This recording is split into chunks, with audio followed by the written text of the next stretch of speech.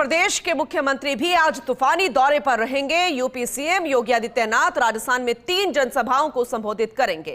मुख्यमंत्री योगी आदित्यनाथ का minute to minute कार्यक्रम है। दरअसल भरतपुर लोकसभा प्रत्याशी रामस्वरूप कोहली के समर्थन में हलैना में सभा को संबोधित करेंगे। सुबह 10:40 पर हलैना में हेलीकॉप्टर से पहुंचेंगे मुख्यमंत्री योगी आदित्यनाथ। सुबह 11 बजे से 11:45 तक जनसभा को संबोधित करेंगे। उसके बाद दौसा के लालसोट के लिए रवाना होंगे। लालसोट में भी एक जनसभा को संबोधित करेंगे।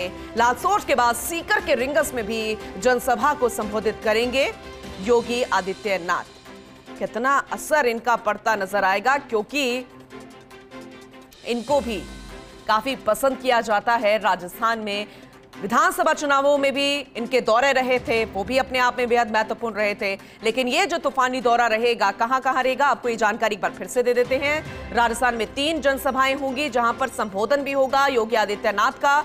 मुख्यमंत्री योगी आदित्यनाथ का मिनट टू मिनट कार्यक्रम क्या रहेगा, जरा जानिए। भरतपुर लोकसभा प्रत्याशी रामस्वरूप कोहली के समर्थन में हलैना में सभा को संबोधित करेंगे। फिर 10:40 पर हलैना में हेलीकॉप्टर से पहुंचेंगे योगी आदित्यनाथ। बुलडोजर बाबा के नाम से प्रसिद्ध हैं और राजस्थान में भी इनकी काफी ख्याति है। सुबह 11 बजे से 11:45 तक जनसभा को संबोधित करेंगे। ज्यादा जानकारी लेंगे अपने पॉलिटिकल एडिटर योगेश शर्मा जी से। योगेश जी, विधानसभा चुनावों में भी हमने योगी आदित्यनाथ को देखा था और अब लोकसभा चुनावों के मद्देनजर भी यहां पर आ रहे हैं। इस बार का संबोधन और इस बार का असर कितना पड़ता नजर आएगा बुलडोजर बाबा के मद्देनजर अगर देखा जाए, उनके संबोधन के मद्देनजर देखा जाए? देखिए पूनम, ये पूरा जो चुनाव कैंपेन है, इसमें राजस्थान में बीजेपी के नेताओं के बीच 3 नेताओं की सर्वाधिक डिमांड है, नरेंद्र मोदी, अमित शाह और योगी आदित्यनाथ।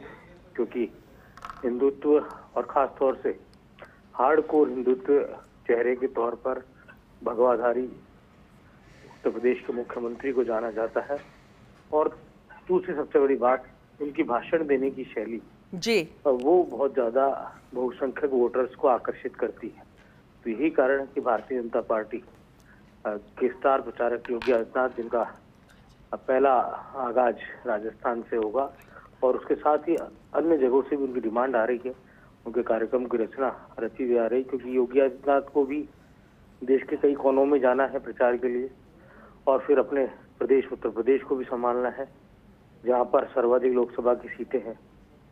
इसके साथ ही एक राम मंदिर का जो नवनिर्माण और खास तौर से प्राण प्रतिष्ठा के बाद जो एक राम मंदिर को लेकर बीजेपी ने अपने हर चुनाव कैंपेन में मुद्दा बना रखा है, तो उस लिहाज से देखा जाए तो ये बहुत ही अहम है। भारतीय जनता पार्टी के स्टार प्रचारक योगी आदित्यनाथ जहाँ जाएंगे तो राम मंदिर की बात होगी, राम मंदिर को लेकर अयोध्या में जो कुछ हुआ उसकी बात होगी, साथ ही काशी विश्वनाथ कॉरिडोर की बात होगी, तो मथुरा जन्मभूमि को लेकर जो कुछ चल रहा है उसकी बात होगी।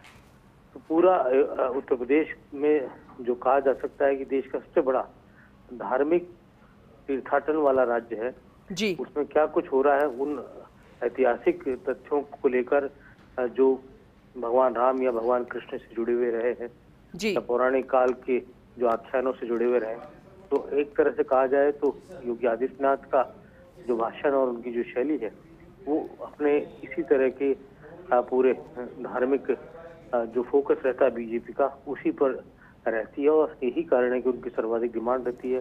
रोड शो और जनसभाओं को लेकर तैयारी की जा रही है और योगी आदित्यनाथ भारतीय जनता पार्टी के लिए कितना ट्रम्प कार्ड साबित होंगे ये तो अलग बात है। लेकिन पहले भी जहां पर उनकी सभाएं हुई थी, आपको ध्यान ही है, वहां पर परिणामों इधर से उधर हुए थे। और राजस्थान में भी जी कहा जा सकता है कि योगी आदित्यनाथ की जो डिमांड है वो ऐसी जगह पे उनको भेजा जा रहा है जहाँ पर बीजेपी के उम्मीदवारों को लेकर जो नफा नुकसान है, उसको नुकसान को नफे में बदला जा सके। जी ठीक है, बिल्कुल सही कहा आपने योगेश जी, बहुत शुक्रिया इस जानकारी के लिए। आगे भी आपका रुख करेंगे। जैसे कि जानकारी दे रहे हैं किस तरीके से धुआंधार प्रचार प्रसार लगातार जारी है, चले आगे भी जानकारी